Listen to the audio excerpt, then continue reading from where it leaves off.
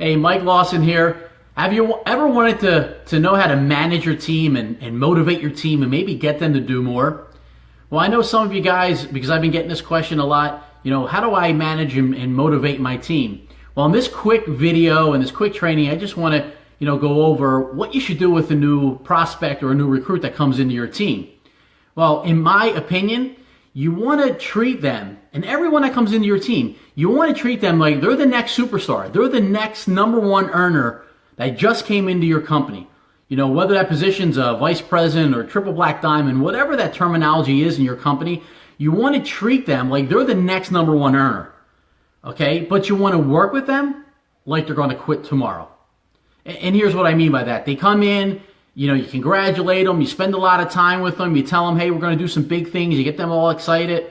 Okay, but you, as a leader, you need to be working with them like they're going to quit tomorrow. See, the best thing that you can do for somebody, okay, is create a sense of urgency and show them that the business is working by help them recruit somebody else into their business, or help them sponsor somebody else into their business, or help their business start growing. And what I mean by that is if 30 days go by, okay, and a new recruit or a new prospect on your team doesn't have somebody else on their team, there's a good chance that they're not going to stick around. See, here's what I do know. The most excited that new rep, that new prospect is ever going to be is the day they sign that application. And every day that goes by, they're less and less excited. And here's why.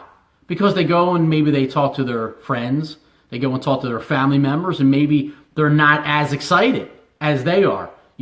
So when a new person comes in, you want to sit down with them right away and say, who can we talk to now? Who can we get on the phone with? Who can I have lunch with? Who can I meet with for you? Okay, it's a concept called taprooting, and you want to work through people. Here's why.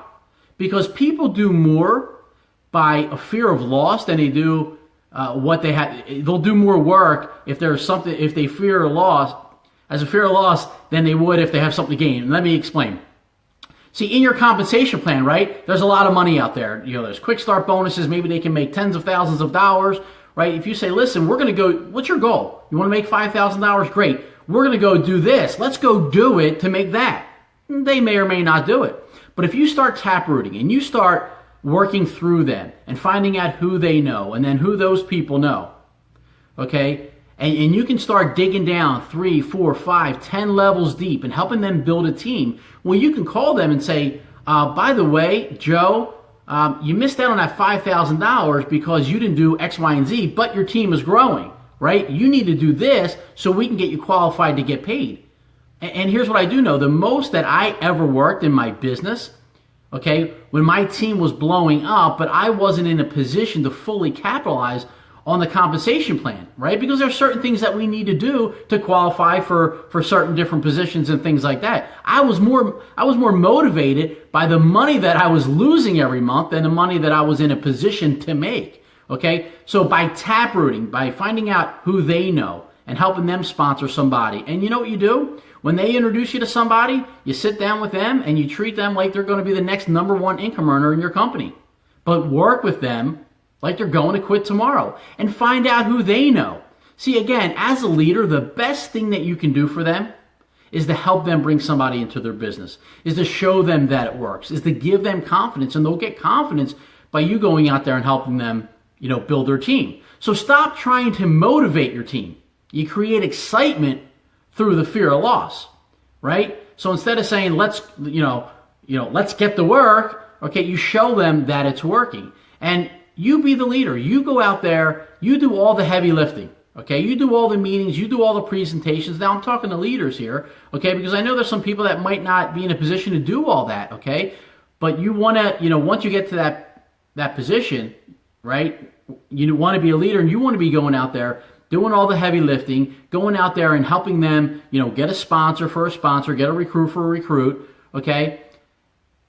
And again, leaders influence people to do things that they might not normally do. See, when a new person comes into your team, or you see your organization and you see, maybe 10 or 15 or 20 people join your organization, or maybe 50 people, and you're thinking, oh gosh, what do I do? How am I able to work with all these people? Well, as a leader, that's a good problem to have. You want to physically call all those people. Get to know them, okay? Offer your help. And every conversation is, who can I talk to right now for you?